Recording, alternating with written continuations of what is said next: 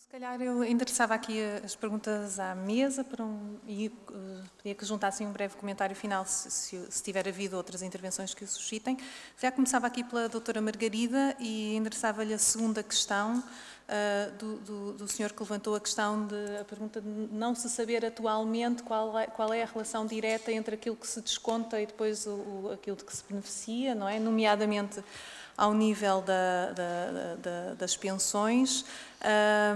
Eu recordava só que a proposta do PS, temos-nos centrado nela, também não conhecemos outra, tem algumas medidas em que se compromete com o reforço da transparência portanto, com a publicação de uma série de estatísticas da Segurança Social que, de facto, hoje em dia não existem, ou pelo menos não existem disponíveis para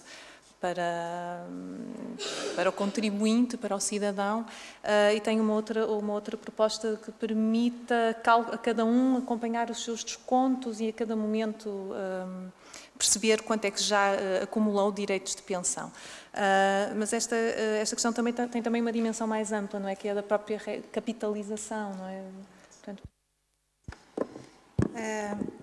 Eu penso que talvez uma das questões e conclusões que podemos tirar praticamente de todas as intervenções e que eu também sublinhei é que no sistema de pensões há uma enorme opacidade e há falta de transparência de contas. E eu volto a repetir, é que a falta de transparência de contas e a opacidade não permitem um debate sério, não permitem a qualidade da decisão política, não permitem escrutínio público, gera desconfiança e, portanto, nós, fazendo a ponte para a questão da governação, eu acho que, agora que falamos tanto, agora e não só, mas que falamos tanto de reformas, eu penso que se há aspecto essencial a reformar, no sentido de mudança, é o nosso modelo institucional de governança do sistema de pensões. Nós não temos um centro de estudos sobre pensões, onde se façam diagnósticos, onde se faça a avaliação da eficácia e dos resultados das políticas que são postas em prática, um centro que faça cenarização e análise de sensibilidade para, digamos, as reformas ou medidas políticas eventuais. Nós não temos partilha de informação da Segurança Social com as academias, há muito pouco trabalho desse ponto de vista e, se é verdade que há falta de transparência e ausência de informação de qualidade relevante para os institucionais, sejam as universidades, sejam os partidos, seja a concertação social, também é verdade que essa falta de transparência acaba por se refletir na relação que se estabelece entre o sistema e os contribuintes e pensionistas do sistema. É óbvio, quer dizer, porque há aqui uma concepção errada sobre o funcionamento do sistema. O sistema existe para as pessoas e, portanto, tem que haver mecanismos que permitam, de facto, que as pessoas sintam confiança, que percebem o que é que está a acontecer e que são devidamente informadas. Por exemplo, a questão das contas individuais, independentemente de se introduzir ou não um sistema de capitalização virtual, não é isso que estamos aqui a discutir. Era muito importante que todos os contribuintes e pensionistas, mas agora estou a pensar nos contribuintes, pudessem ter uma espécie de uma caderneta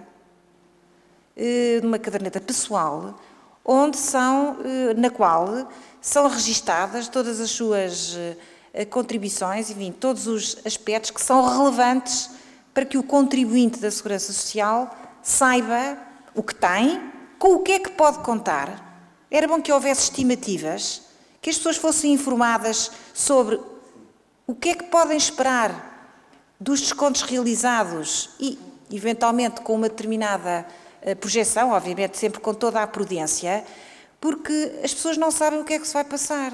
Nós vimos há bocadinho, aliás, eu apresentei isso, os números publicados pela Comissão Europeia há 2 semanas atrás, no Aging Report, são verdadeiramente assustadores. Nós centramos toda a nossa pensão no Estado. Há uma dependência enorme da pensão no Estado. A pensão pública é uma pensão que não está complementada por poupança privada. E as pessoas não têm a noção, desconhecem o que é que vão ser os rendimentos na reforma. Nós estamos a caminhar, estamos muito daqui a 10 anos, 20 anos, nós temos taxas de substituição na ordem dos 45%. Vamos lá ver. Não havendo essa transparência, essa informação, esse auxílio que cabe ao gestor do sistema prestar aos contribuintes, tem essa função também de informação e de os ajudar nas suas decisões, a racionalizar decisões. E, portanto, se essa informação não existe, as pessoas também não se preocupam em complementar a pensão pública com poupança privada. É evidente que os salários são muito baixos e é evidente também que tem havido políticas zigue-zagueantes em matéria regulatória e fiscal que também não incentivam, pelo contrário, desincentivam e não criam, digamos, um quadro que favorece, digamos assim, essa poupança para a reforma. Mas eu acho que, de facto, a questão da governança, à qual está associada a transparência, é um dos temas mais prementes para resolver. Também chegámos aqui à conclusão, não há contas. Onde é que estão as contas? Não é só um problema da conta de segurança social que está por publicar a de 2013. Eu vou muito mais além disso. Nós, se olharmos para a conta da segurança social, para o relatório que é produzido, é um relatório meramente administrativo. Para mim, não serve. Não está lá a informação que nós precisamos para poder fazer uma avaliação completa e rigorosa sobre o funcionamento do sistema e sobre, digamos, sobre o seu futuro, não é? Sobre a sua sustentabilidade. Jorge, muito brevemente, duas... Se quiser, eu posso puxar. Não, mas eu vou-lhe fazer duas questões que é para não derivar muito. Duas perguntas. Uma é relativamente às suas projeções sobre o sistema previdencial, que prevê déficits crónicos e crescentes ao longo dos anos. Eu perguntava-lhe só como é que é possível, como é que isso se compatibiliza com reduções de taxas de substituição no futuro, já com a introdução do fator de sustentabilidade, com o aumento da idade da reforma, como é que o sistema previdencial continua a ser deficitário e deficiente e crescentemente. Nós vimos que ele está a ser deficitário agora, durante a crise, por força desta crise de emprego, não é? Antes não era. Depois tenho uma outra pergunta, que é...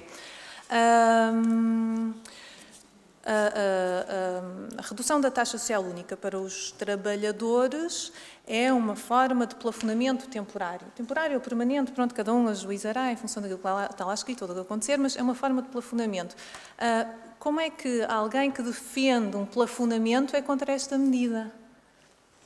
Eu, se calhar começo por fim, eu pessoalmente não defendo o plafonamento, portanto, não sei se... Não creio que tenha visto a defender o plafonamento. O que eu defendo é uma reforma estrutural do sistema de pensões, assente das contas individuais, uma separação, mas plafonamento não. Portanto, pessoalmente não. Se eu sou totalmente contrário a reduções na TSU, porque elas já são insuficientes, obviamente não vou defender o plafonamento. Não é? Pronto, e respondi à segunda questão. Primeira questão. Atenção que o déficit do sistema previdencial hoje não é só justificável pela conjuntura económica. Atenção, quantas medidas foram tomadas durante estes 3 anos cujo efeito financeiro foi muito superior à redução das contribuições e ao aumento dos custos com desemprego causados pela crise. Repito, suspensão do pagamento do subsídio de férias de Natal, contribuição extraordinária de solidariedade, aumento da idade de reforma, não atualização do indexante de apoios sociais, não atualização das pensões pelo 6º ano consecutivo. Some-se o efeito disto, ou seja, se o sistema tivesse a funcionar de forma normal e não em condições de excepcionalidade, se este efeito sob o lado da despesa não seria muito superior à redução de contribuições e aumento das prestações de desemprego provocadas pelo período de ajustamento. E, portanto, acho que é uma discussão que não... Indiretamente à sua questão, o que é que justifica aquele agravamento? É muito simples. O sistema de repartição, ele depende, mesmo com níveis estabilizados de emprego, crescimentos salariais e crescimento económico, da relação adequada entre os financiadores e os beneficiários. Nós temos hoje 1,45 contribuintes por beneficiário, vamos ter no final do horizonte da projeção 0,93. Menos de um contribuinte por cada pensão.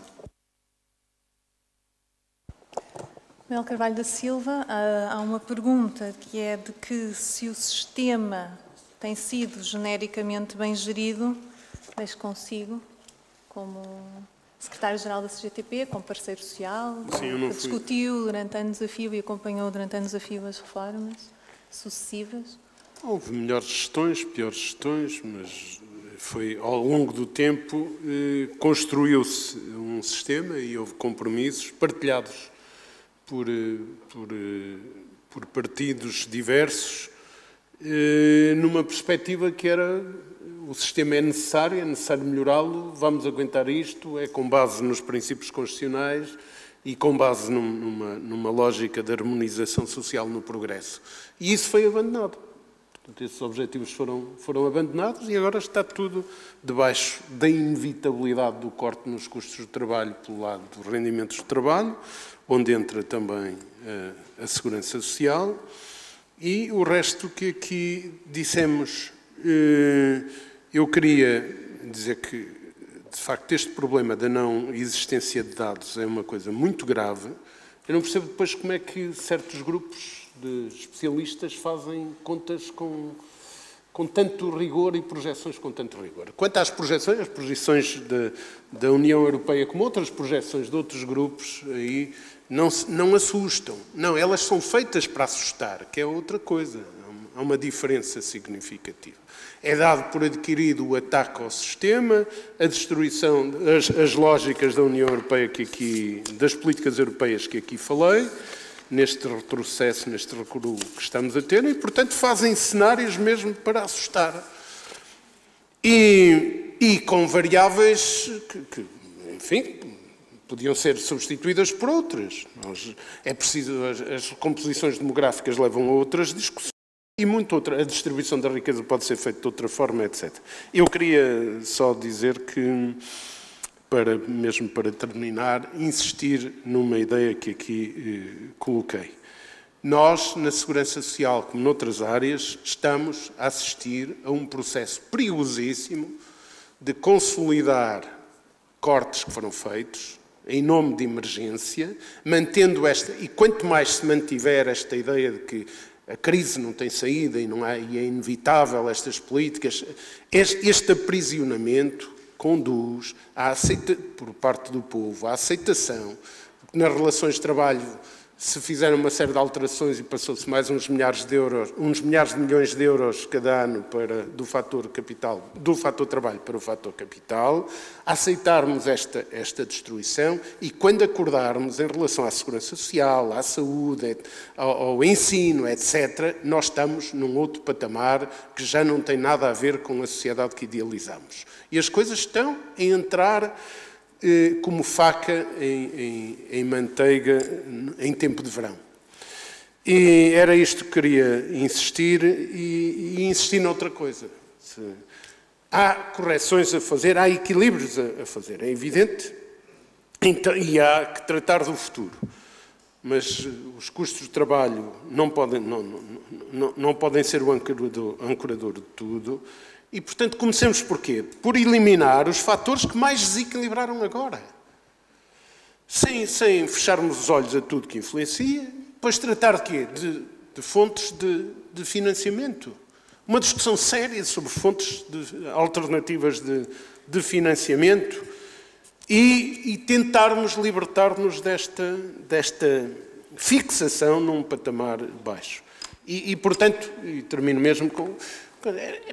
estas discussões, vincular as pessoas à poupança, para poupar é preciso salários, para poupar é preciso rendimentos.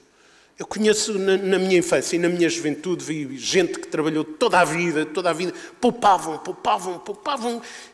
numa base de miséria e por mais que poupassem, quando chegassem ao fim da vida, tinham uma miséria de rendimentos. Não vamos para aí, não pode ser, não entramos neste jogo. Forcemos que a coisa seja jogada com outros elementos sem ignorarmos o quadro onde estamos, as pressões a que estamos sujeitos, etc. Mas não nos acomodemos a isto. Doutor Vieira da Silva, não enumero as perguntas, vi que as apontou todas e são muitas. Por favor, brevemente. Muito obrigado. De facto, eu não terei tempo para com muita pena minha, para focar todos os pontos que foram aqui desenvolvidos. Em primeiro lugar, gostaria de dizer que folgo que, finalmente, alguém, pelo menos próximo do PSD, se tenha dado ao trabalho de discutir o cenário macroeconómico dos economistas que trabalharam no Partido Socialista. Até agora nunca tinha visto isso acontecer. Foi aqui, surpreendeu-me um bocado que fosse aqui, mas pronto, virá a seu tempo. Agora, a discussão será muito mais interessante quando conhecermos o cenário macroeconómico do PSD, que o professor Jorge Bravo parece que está a ajudar a construir. Será um debate muitíssimo mais interessante, porque aí poderemos ver quais são as alternativas que estão em confronto. Agora, eu posso ter uma visão antiquada e limitada destas questões, mas parece-me sempre absolutamente extraordinário como é que alguém discute a segurança social passando de raspão os seus dados fundamentais, que são a criação de emprego e de salários. Como é que isso é possível? E dizer, bom, isso, mesmo que não fosse assim, o problema era igual. O problema era igual quando, desde 2009, nós vimos desaparecer 600 mil postos de trabalho. Uma situação típica de uma economia de guerra. Passámos de 5 milhões e 100 mil para 4 milhões e 500 mil. Isto não tem influência nenhuma na Segurança Social, é apenas um pormenor. E essa é ou não é a questão fundamental da sociedade e da economia portuguesa. Porque isto não foi apenas uma coisa que aconteceu, peço desculpa. É uma coisa que está a acontecer. Porque hoje continuamos, por exemplo, a formar quadros. Estamos numa situação, sem nenhuma ofensa, semelhante a algumas economias de outras partes do mundo, em que estamos a formar quadros com recursos nacionais para ir enriquecer economias de outros países. E suportar a segurança social de outros países. Portanto, não é nenhuma reforma da segurança social que resolve este problema. Não é nenhuma capitalização individual, não é nenhumas contas nocionais, não é nada disso. É uma reforma, sim, das condições de desenvolvimento e de crescimento económico do nosso país. Porque senão é isso que continuará a acontecer. E não haverá nenhuma proposta de reforma da Segurança Social que resolva esse problema. Portanto, são não apenas factos do passado, obviamente, que eles são estimados, já reputados especialistas, ex-ministros e por aí fora, que situam nos milhares de milhões de euros o impacto da crise no sistema de segurança social.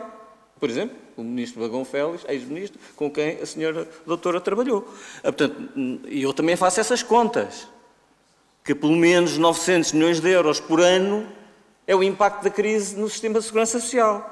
Até porque estamos a ver uma situação próxima da deflação e, portanto, a evolução das despesas seria diferente do que seria num contexto diferente como aquele, seria mais baixa do que aquele que nós vivemos há uns anos atrás. Depois, algumas questões, não posso ir a todas, mas algumas questões sobre o relatório dos economistas, o documento Uma Década para Portugal. Em primeiro lugar, esclarecer aqui uma dúvida. A proposta de alteração que é feita no que toca ao financiamento da parte patronal não é justificada pelos custos de trabalho. Nem está nesse quadro, naquele documento. Não encontraram nenhuma justificação. E aqui foi dito aqui hoje. Nenhuma justificação daquela medida que esteja associada à diminuição dos custos de trabalho. Mas sim a um aumento da equidade, da sustentabilidade e o combate à excessiva precariedade nas relações laborais. É nessa base que ela é justificada, podemos discuti-la, podemos concordar ou não concordar e, naturalmente, que a posição do Partido Socialista, depois de todo este debate, será de que nenhuma diminuição da taxa social única será feita do lado dos trabalhadores sem que ela seja compensada por outras fontes, nomeadamente do lado do IRC. Nenhuma.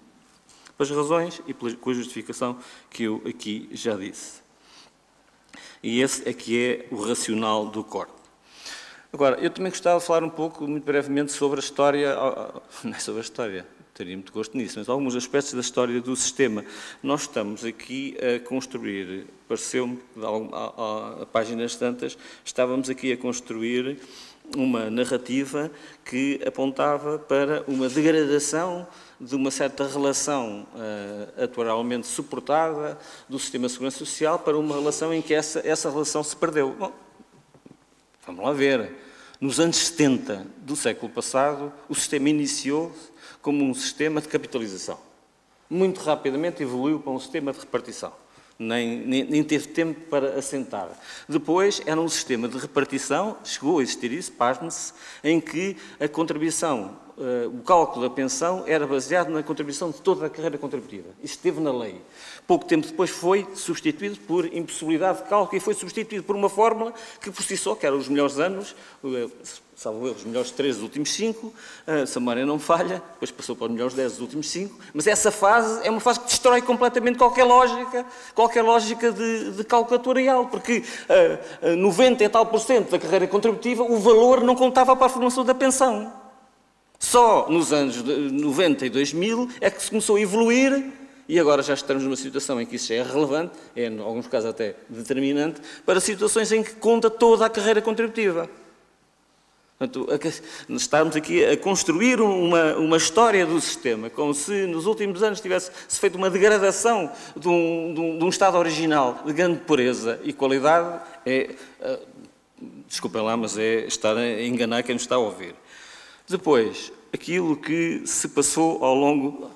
Há um dado que nós podemos refletir, porque tem interesse em ser refletido. Quando é que foi fixada esta taxa contributiva?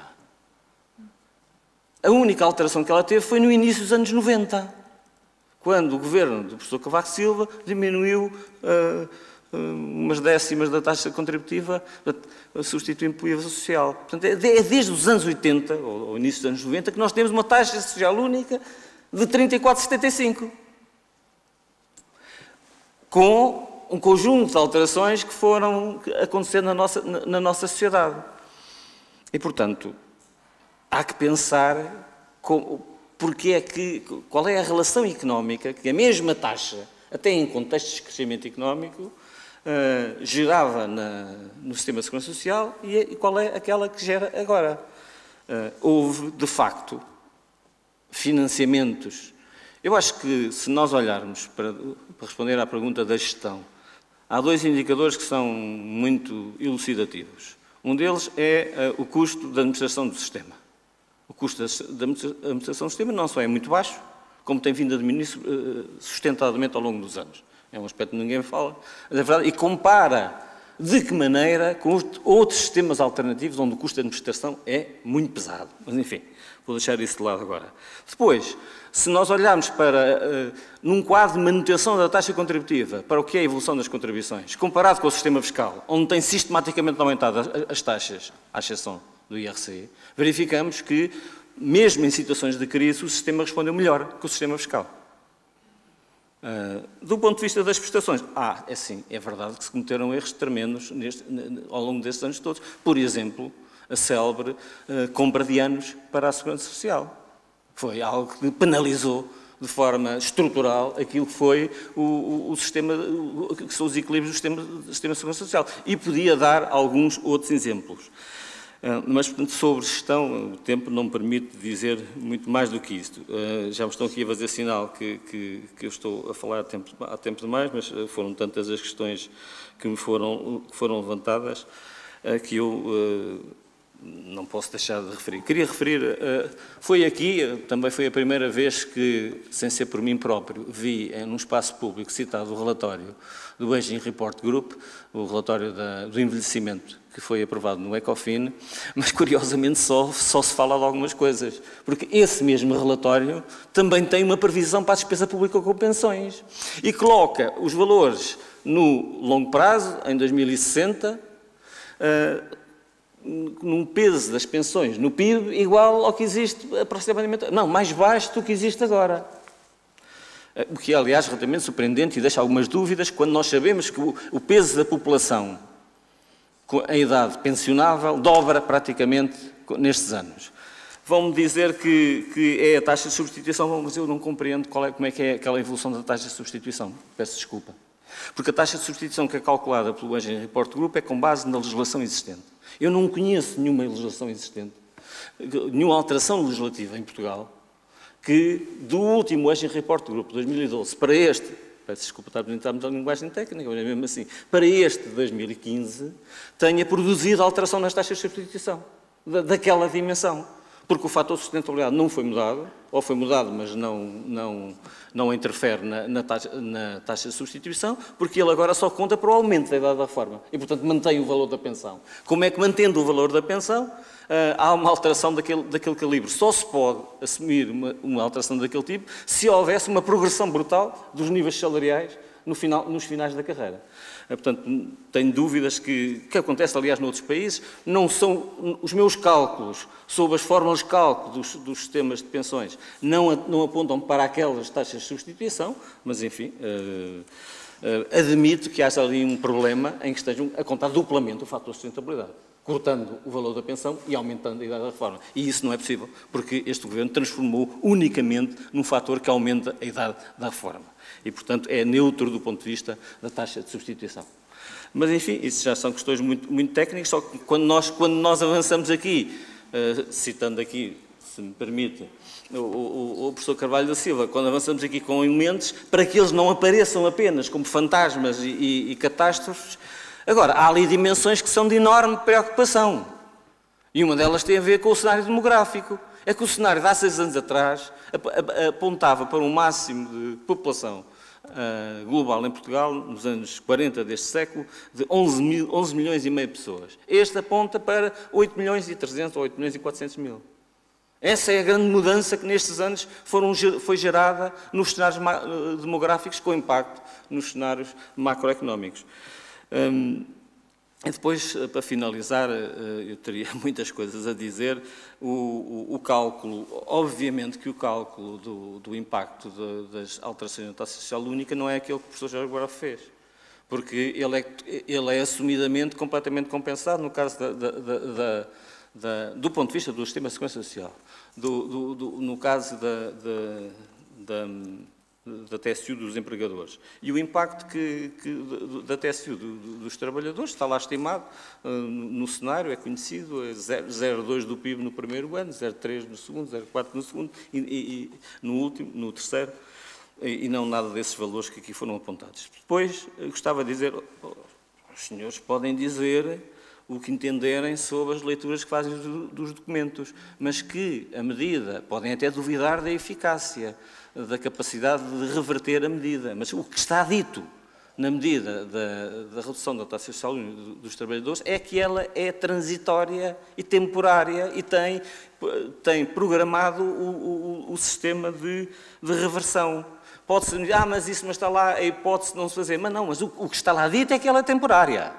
Pode-se pôr em dúvida que haja possibilidade de ser. Admito isso no plano intelectual. Agora, no plano intelectual não se pode dizer que está lá uma coisa que é o contrário que lá está. Isso é que não é sério. Peço desculpa. Finalmente, gostaria e é mesmo para finalizar, de regressar ao meu início. Não há nenhum debate sobre taxa social única que possa ser centrado nas fórmulas e nos saldos.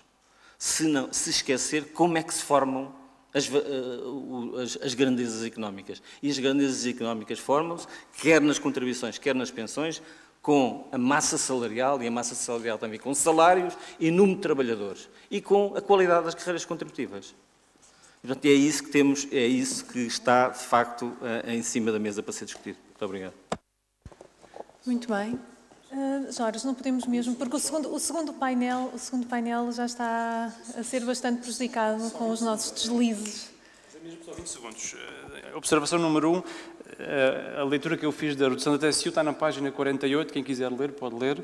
Observação número 2, as observações que eu fiz aqui faço-os a título pessoal e obviamente não represento, nunca representarei o PSD. Portanto, enfim, outra coisa é os contributos enquanto pessoa independente possa fazer para que a sociedade possa discutir estes temas de forma mais informada. Muito bem, vamos então passar ao segundo painel. Muito obrigada a todos, obrigado aos oradores também.